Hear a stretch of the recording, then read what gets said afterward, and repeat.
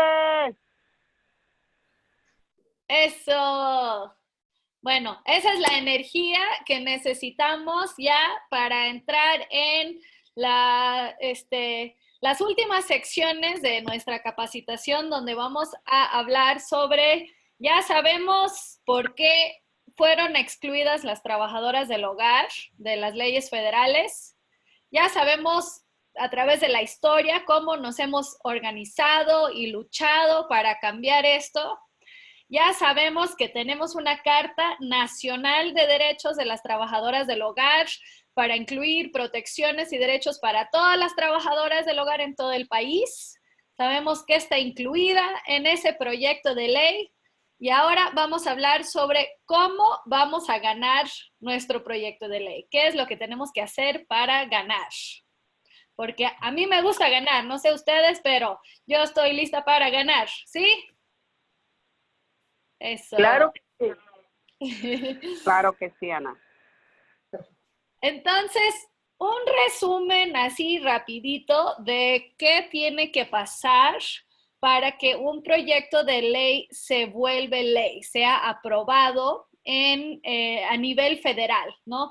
Que muchos de ustedes han trabajado en campañas estatales o municipales, tienen esta experiencia parecida, pero vamos a hablar un poco de cuál es el contexto federal. Entonces, empezamos aquí para las que están viendo en la pantalla. Cada ley comienza con una idea. Ya tenemos nuestra idea. Las trabajadoras del hogar necesitan una Carta Nacional de Derechos, ¿verdad? Y a través de todo el trabajo que han estado haciendo ustedes y las diferentes leyes que se han ganado a nivel estatal y todos los experimentos que se han estado haciendo, nuestro proyecto de ley fue creado a raíz de toda esa experiencia y encontramos a dos campeonas, una en la Cámara de Representantes, que es la representante Pramila Jayapal, y una en el Senado, que es la senadora Kamala Harris, que son las dos que introdujeron nuestro proyecto de ley. Entonces, para las compañeras que estuvieron en DC hace un mes, en julio, cuando tuvimos los días de cabildeo en Washington, ahí en esos mismos días, oficialmente se presentó, se introdujo nuestro proyecto de ley en la Cámara de Representantes y en el Senado. Entonces ya oficialmente existe, tiene un número, el número de bill y todo eso. Ahora, lo que sigue de ahí es que el proyecto de ley, todos los proyectos de ley se introducen dentro de un comité. Primero, hay varios comités en la Cámara de Representantes y en el Senado que se encargan de diferentes áreas de leyes, ¿no? Comités que tienen que ver con el presupuesto, comités que tienen que ver con la seguridad nacional, con asuntos de salud, diferentes comités. Entonces, en el caso de nuestro proyecto de ley, los dos comités donde se ha introducido son en la Cámara de Representantes, el Comité de Educación y Trabajo, y en el Senado, el comité se llama el Comité de Salud, Educación, Trabajo y Pensiones. Entonces, antes de que puede llegar a una votación en toda la Cámara de Representantes o en todo el Senado, tiene que ser primero discutido, debatido y aprobado por estos dos comités. Primero los comités y luego va a votación para todo el Congreso. Y uno de los pasos importantes en este proceso es lograr una audiencia, porque si no hay audiencia, si no se debate, ¿no? En la Cámara de Representantes y en el Senado, no puede llegar a votación. Primero necesitamos que una mayoría de los congresistas entiendan nuestro proyecto de ley, tengan la oportunidad de discutirlo para que se pueda votar después. Entonces, típicamente, para lograr, primero nos estamos enfocando en lograr una audiencia en la Cámara de Representantes, y para lograr una audiencia en la Cámara de Representantes se necesita un mínimo de 150 copatrocinadores para el proyecto de ley. Que ese es como para mostrar. Eso es como para mostrar que sí hay mucho apoyo para este proyecto de ley. No es algo que solamente 5 personas apoyan y eso no va a llevar a nada. Necesitamos demostrar que hay mucho apoyo, que esto es algo que sí tiene realmente peso, que es de mucha importancia. Y para hacer eso, necesitamos 150 copatrocinadores para obtener una audiencia. Y bueno, después de una audiencia hay varios procesos de debate, de discusión. Muchas veces los proyectos de ley en ese transcurso hay cambios, hay modificaciones, hay todo un proceso ahí de negociación hasta que el Congreso vote, y tiene que ser votado por mayoría en la Cámara de Representantes y también en el Senado. Y al final, una vez que una propuesta de ley recibe esa votación, aprobándola en ambas cámaras, la Cámara de Representantes y el Senado, después de eso el presidente lo tiene que firmar para que se vuelva ley federal.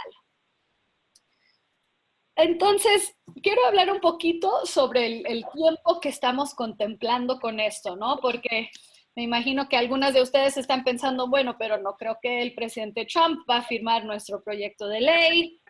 Estamos en una situación, un contexto político bastante difícil ahora, también con el Senado controlado por los republicanos.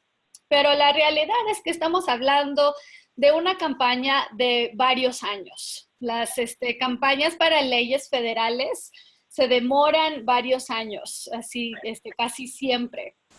Porque sí es un proceso largo, ¿no? De comité a votación, diferentes audiencias, luego regresa al comité para ser modificados, todo se demora. Y esto es algo que nuestro movimiento pues, sabe cómo enfrentar esto. Nosotros como trabajadoras, así, movimiento de trabajadoras del hogar, sabemos cómo mantener una lucha de largo plazo. Si pensamos en toda la historia que aprendimos anteriormente, estamos en una lucha que empezó en los 1930s, cuando primero se aprobaron las leyes básicas federales que excluyeron a las trabajadoras del hogar. Entonces estamos hablando de una lucha de, que son más de casi 90 años. Y si nos vamos a que el trabajo de hogar, el inicio de toda la discriminación y menosprecio del trabajo de hogar inicia desde los tiempos de la esclavitud de las mujeres afrodescendientes y del colonialismo, pues estamos hablando de una lucha de siglos, ¿verdad? De más de 400 años.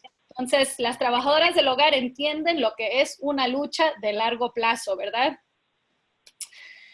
Y como otro ejemplo, solamente en el caso de las leyes estatales también se demoran. Por ejemplo, la Carta de Derechos en Nueva York, que aprendimos sobre la primera Carta de Derechos estatal, se demoraron 7 años en ganar esa campaña, ¿no? Entonces también estas campañas se tardan.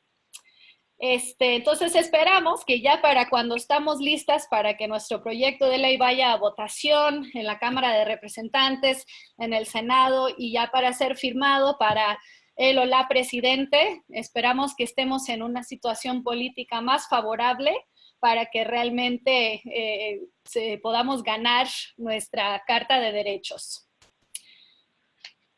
Y a pesar de que esta es una lucha larga, hay muchas cosas que tenemos que estar haciendo ahora, o sea, esta semana, para avanzar esa lucha, ¿no? No es que vamos a esperar a ver qué pasa, sino si queremos ganar, tenemos que estar así, dándole, ¿verdad? Entonces, ese número de 150 copatrocinadores que mencioné, ahorita, en este momento, tenemos 42 copatrocinadores en la Cámara de Representantes. En solo un mes, desde que se introdujo nuestra Carta de Derechos, hemos logrado más de un copatrocinador cada día. Vamos Wow, avanzando. felicidades. Sí, y eso es gracias a todo el trabajo de las compañeras que fueron a DC, que hablaron con muchas de sus representantes, que han estado haciendo llamadas por teléfonos, de todo el trabajo que han estado haciendo. Ya tenemos 42 copatrocinadores.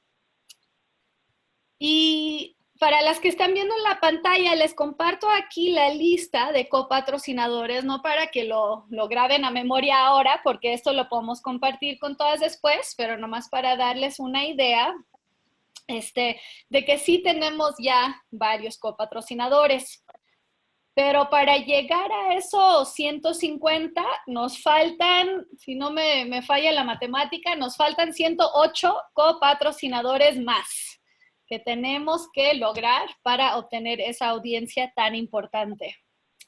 Por eso necesitamos que todas ustedes y todas las personas que conocen tomen acción para hablar con más representantes y lograr que apoyen y sean copatrocinadores de la carta. También quiero mencionar, porque quizás algunas de ustedes van a ver su representante ya en la lista. Hay algunas de sus representantes que ya apoyan, ya son copatrocinadores y van a decir, entonces yo no tengo que hacer nada, yo ya hice mi trabajo. Pero la realidad es que necesitamos seguir incluso a las personas que ya son copatrocinadores. Es importante mantener ese contacto con esas oficinas para asegurar que estén ellos también presionando a sus colegas en el Congreso para que apoyen también y para lograr que esto sea una prioridad. No solamente necesitamos que sean copatrocinadores, sino necesitamos que sean campeones de esta ley.